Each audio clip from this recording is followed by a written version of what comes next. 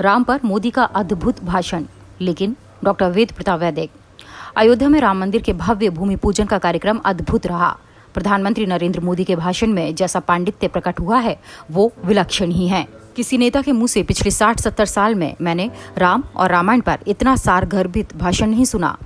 मोदी ने भारतीय भाषाओं में राम के बारे में लिखे गए कई ग्रंथों के नाम गिनाए। इंडोनेशिया, कंबोडिया, थाईलैंड, मलेशिया आदि कई देशों में प्रचलित राम कथाओं का जिक्र किया। राम के विश्वव्यापी रूप का इतना सुंदर चरित्र चित्रण तो कोई प्रतिभाशाली विद्वान और प्रखर वक्ता ही कर सकता है। मोदी ने अपने भाषण में राम चरित्र का वर्णन कितनी भाषाओं, देसी और विदेशी के उदाहरण देकर किया है।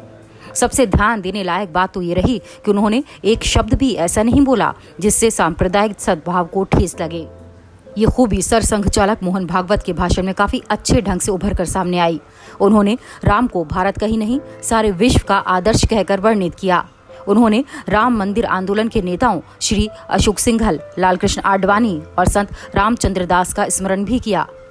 यदि स्वयं मोदी, लालकृष्ण आडवाणी, डॉक्टर मुरली मनोहर जोशी और अशोक सिंघल जैसे नेताओं का नाम लेते और उनका उपकर मानते तो उनका अपना कद काफी ऊंचा हो जाता। ये तो श्री राम जन्मभूमि तीर्थ क्षेत्र ट्रस्ट की गंभीर भूल मानी जाएगी कि उन्होंने आडवाणी जी से ये भूमि पूजन नहीं करवाया और उन्हें और जोशी जी को अयोध्या आने के लिए विवश नहीं किया। मैं तो ये मानता हूँ कि इस मंदिर परिसर में कहीं अशोक सिंघल जी और लालकृष्ण आडवाणी जी की भव्य प्रतिमाएं सुशोभित होनी चाहिए। अशोक जी असाधारण व्यक्तित्व के धनी थे। ऐश्वर्यशाली परिवार में पैदा होने पर भी उन्होंने एक अनासक्त साधु का जीवन जिया और लाल जी ने यदि भारत यात्रा का अत्यंत लोकप्रिय आंदोलन नहीं चलाया होता तो भाजपा क्या कभी सत्तारूढ़ हो सकती थी।